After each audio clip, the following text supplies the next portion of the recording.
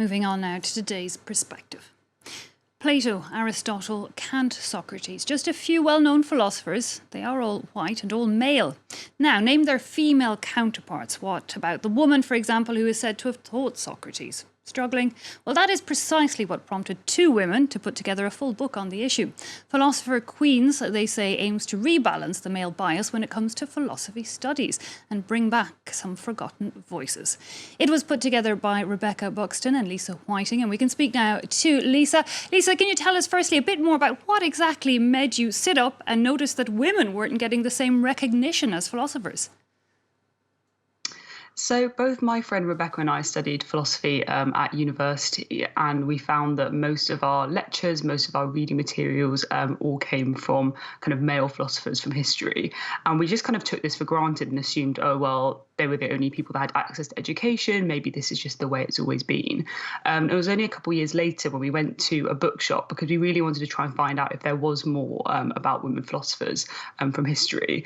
And we walked into a bookshop and we just found very, very few books at all, and particularly no kind of accessible introductions in the way that you typically have books on the greatest philosophers. And the ones that we found were all not only about men, but all only written by men. So this prompted us to do a bit more research ourselves. We found that actually there is a hugely rich history of women philosophy kind of throughout the world. And we just really felt quite strongly that kind of people needed to hear about these women because they lived such incredible lives. Indeed, and while some of the names in your book are maybe the more modern ones, like Simone de Beauvoir, they come to mind generally, but your book does highlight, as you were saying, the fact that in ancient Greece even, there was a lot of women who were respected in the philosophical field. Tell us, for example, about, and I've only heard of her name thanks to your book, is it Diotima, for example? Yeah, so Diotima is a really interesting figure because she was referenced in one of Plato's dialogues.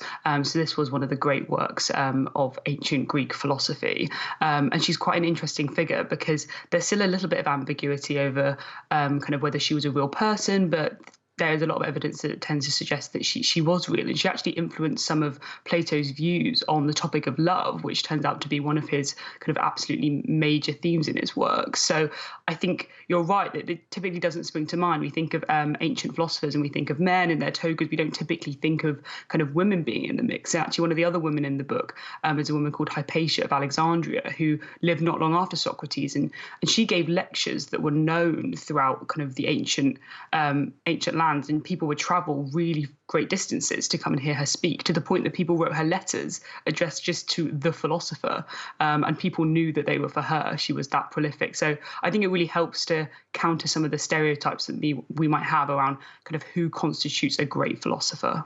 It sounds though like these women were highly respected at the time and by men in the field of philosophy. So what do you think happened? Why have they been erased?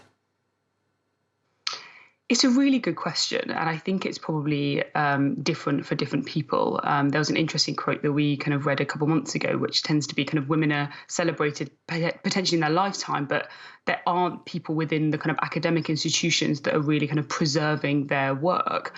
And it's hard to know kind of why that is. I have a feeling part of it might just be because there are other philosophers that potentially are prioritized over them, potentially because these women don't necessarily fit with the stereotype of what we consider to be a great philosopher. So they're just not quite given the same level of attention. I think one of the reasons why we wanted to create this book is, like you say, to show that these aren't kind of obscure women that we had to dig up. These are women that were very popular and famous in their day. And actually, there's no reason why we shouldn't recognize more of their names like we do with some of the modern philosophers like Simone de Beauvoir. Indeed, a lot. Tell us a bit more about the book, because you have a lot also of the more modern philosophers, as you say, a lot of people who might be defined as historians or even social activists. You know, how did you come to define what makes a philosopher? So that's another really, really good question. And I think when Rebecca and I were putting the book together, and so all of the chapters are about women and written by women philosophers. So part of it was making sure that the women who are writing about the philosophers got to pick, for example, their favourite woman philosopher. So there's also a bit of a personal element to understanding kind of why they chose the women that they did. But I think there was also something quite important about the breadth of the women that we included. So while some of it kind of fall within the more kind of traditional academic discipline that you'd expect, I think we also felt it was important to recognise that the idea of who counts as a philosopher is also something that's been shaped a little bit by kind of like gendered assumptions. So actually, for example, Iris Marion Young predominantly wrote literature, and that led a lot of people to say, well, she's not really a philosopher. However, we know that there's a lot of kind of male philosophers whose their most important work was through kind of literature. So Camus, for example. So I think a lot of it for us was making sure that the thing that unites all of these women is that they had really important ideas about the world, and they were very rigorous and analytical in how they expressed those ideas. And that kind of analytical questioning and rigor is what we believe is kind of essential to be a philosopher, and actually expanding our notions somewhat to kind of understand the different ways people might do that is actually going to be quite important in recognizing the different types of people that can be considered philosophers. Do you think that there will be an appetite or a willingness to reinstate, if you like, these women to the books of philosophy or even to the teachings of philosophy in universities? Well, we certainly hope so. And we were really pleasantly surprised when we kind of set out to do this book, because we did it through a kind of crowdfunding model. And we really didn't know what to expect. We didn't know whether people would support it, whether people would actually, there would be like a backlash and people would actually be quite protective of the systems that we currently have. But we've been really pleasantly surprised. And we've got a really positive reception, particularly from a lot of academics who actually kind of admit that they didn't recognize quite a lot of the names on this list. And it's just because of the kind of habits and traditions that we've got into. So we've had some really nice stories of people that saying like, oh, well, I'm going to start thinking about which of these women I can maybe highlight through my ethics classes, and which of these women should I maybe be putting on my reading list. So I think it's probably going to take some time, because it is quite a big shift. But we really hope that people kind of learn about these women, find them as interesting as we do, and then want to kind of pass on that knowledge to their students. Lisa Whiting, thanks so much for taking time out to talk to us here on France 24.